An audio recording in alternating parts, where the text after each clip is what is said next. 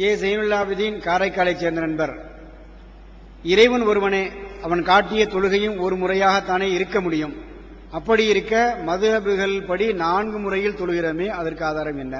இரண்டாவது துணை கேள்வி, பெருநாள் தொழுகைக்கு பள்ளியில் போதிய இட வசதி இருந்தும் பன்றிகள் மேயும் கடற்கரையில் தொழுகின்றார்களே, பிராக்கெட்ல வஹாபிகள் என்று கொடுத்திருக்கிறார், அது கூடுமா என்று கேட்டிருக்கிறார்.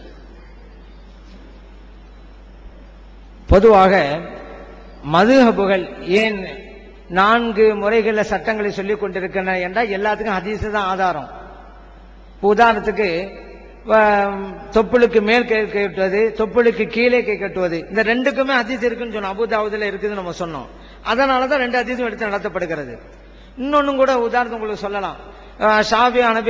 ஷாஃபி மதபை சார்ந்தவர்கள் ருக்கு சுஜூதுல சுபான் ரப்பியல் அலீம் வபிஹம்திஹின்னு ஓதுவாங்க.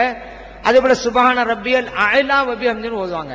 ஹனபி மதபை சார்ந்தவர்கள் சுபஹான ரப்பியல் அலீம் என்று மட்டும்தான் ஓதுவாங்க, சுபஹான ரப்பியல் அலா என்று மட்டும்தான் ஓதுவாங்க. வபிஹம்தி இருக்காது. என்ன காரணம்? 2 விதமாகவும் அறிவிப்பு வந்திருக்கு. ஸல்லல்லாஹு அலைஹி வஸல்லம் அவர்கள் சுப்ஹான ரப்பியல் அலீம் என்று ஓதினார்கள், அப்படியும் ஹதீஸ் உண்டு. சுப்ஹான ரப்பியல் அலீம் வபிஹம்தி என்றும் ஓதினார்கள், அப்படியும் ஹதீஸ் உண்டு. அந்த ஹதீஸை ஹனபிமா எடுத்தாங்க, இந்த ஹதீஸை ஷாஃபிமா எடுத்தாங்க. இதுல என்ன ஒரு லாபம் இருக்குது என்று கேட்டா, அல்லாஹ் தஆலா மிகப்பெரிய ஒரு காரியத்தை நமக்கு செஞ்சு காட்டுறான். அது என்னன்னு கேட்டா, இந்த மதுஹபின் மூலமாக நபிகள் நாயகம் ஸல்லல்லாஹு அலைஹி வஸல்லம் அவர்களுடைய எல்லா செயல்பாடுகளையும் கியாமத் நாள் வரைக்கும் அழிந்து விடாமல் பாதுகாத்து வருகிறான். இதுதான் உண்மை. ஏன்னா ஸல்லல்லாஹு அலைஹி வஸல்லம் வபிஹம்திஹி சொல்லாமல் ஓதிருக்கிறாங்க, சொல்லி ஓதிருக்கிறான்னு வந்து போச்சு.